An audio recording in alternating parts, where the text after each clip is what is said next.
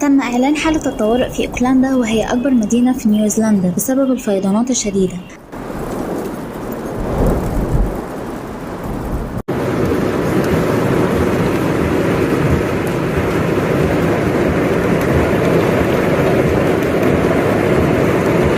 أعلن عمدة أوكلاندا حالة الطوارئ بعد أن تسببت الأمطار الغزيرة في حدوث فيضانات واسعة النطاق وعمليات إجلاء في أكبر مدن نيوزيلندا. وأعلن العمدة واين براون أنه تم إخلاء جماعي في جميع أنحاء المدينة. وقال براون في بيان يعكس هذا الإعلان مدى الضرر والتهجير والدمار الناجم عن الحدث الجوي القاسي، ويسمح للطوارئ أولى المستجيبين بالاستفادة من الموارد وفرض صلاحيات إضافية لمساعدة سكان أوكلاندا المتضررين، حيث تضررت المنطقة بشدة من الفيضانات والأمطار الغزيرة، مع الإبلاغ عن انهيارات أرضية وفيضانات. والبنية التحتية وخدمات الطوارئ طغت عليها آثار الإعصار، كما تم تأجيل أو إلغاء الرحلات الجوية إلى أوكلاندا بسبب سوء الأحوال الجوية. وتظهر اللقطات لمباني المطار في المدينة مغمورة بالكامل بمياه الفيضان. وقال المطار في تغريدة على تويتر: محطات وطرق مطار أوكلاندا تتأثر حاليا بالفيضانات الهائلة، ونطلب من الناس عدم السفر إلى المحطات الدولية في هذا الوقت. وفي تغريدة منفصلة قال مطار أوكلاندا أن عملية المدرج توقفت بعد أن أضرت طائرة هبوط بإضاءة المدرجات.